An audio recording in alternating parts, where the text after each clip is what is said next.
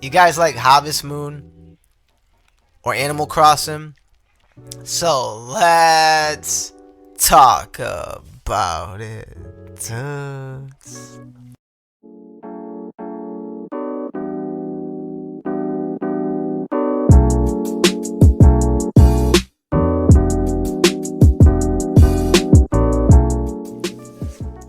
Garden of the Sea invites you to play, craft, and explore at your own pace. Let go of the demands of everyday life and be embraced by a world of creativity and wonder.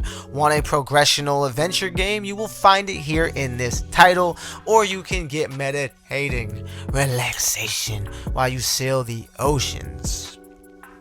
This game features a crafting system, a gardening system, pet breeding and caring system, fishing mechanics, player housing, although it is singular and you can't create any more homes, a very basic cooking system. It's like cut and paste of the crafting system, except it uses the food ingredients to make food for the animals, a day-night rotating cycle system, a boat to sail on and even fish off of, various fetch quests that are there to help you get through the short story, and an in-game camera that I thought was really amazing when I started toying with it. It has lots of controls and comfort settings for elite VR users and casual among the like, and the audio is a bit meh in some places, but it gets the job done.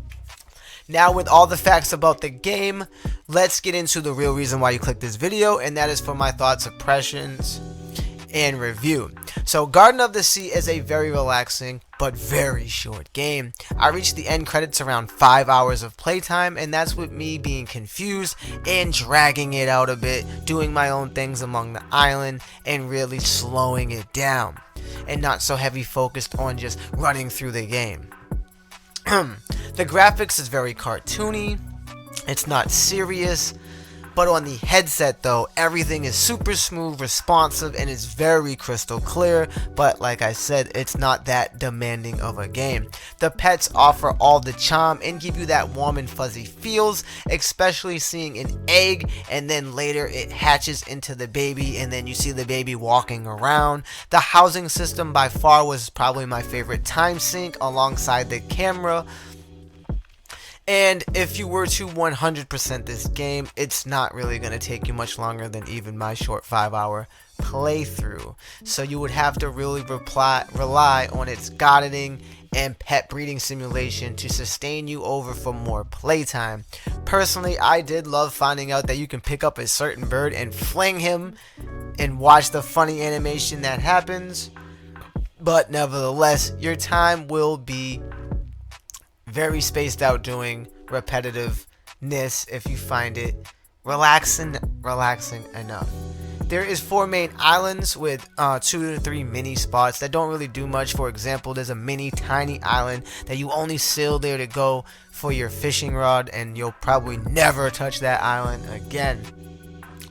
And one of the things that I didn't really know until the ending was that there is one main huge island that's locked behind completing the game, which I did not know, and that is really confusing.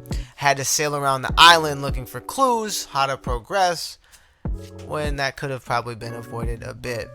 Also, there is one particular map that I did not enjoy at all with the way of the style of how you had to progress that map, and most of the material that you will get on these islands that you can just bring to your home, use the crafting bags, and then you'll never have to go to those islands again, which leaves it even more, not really much more time you can squeeze out of this title other than just staying in your mainland and just working on your home. There are occasional glitches and bugs like being stuck inside terrain and walls would glitch and flitter and shake, but you can usually teleport your way out of those thanks to the mechanics of smooth locomotion and teleportation at the same time, so you can go back and forth smooth and unbothered and unhinged.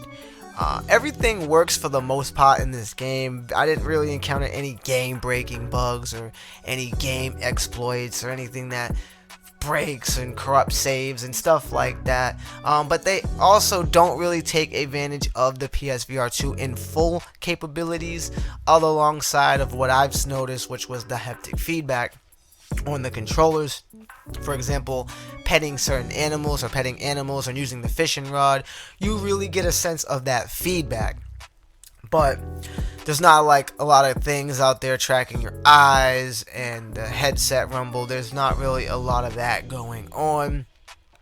And overall, they just really focused on that headset feedback. Overall, though, I did enjoy my time with Garden of the Sea. It is not a perfect game by all means, not by a long shot, but it isn't anything other than what it's advertised, which is the main point I'm trying to make here. If you want a very light experience of relaxation, want to sit back, pet cute animals, raise them up, get some babies, work on a home, really sail around the islands, do some fishing, and you don't mind paying the price for a real light experience for those features, then this one is a go-ahead. We here at NGI, we give Garden of the Sea a 7 out of 10.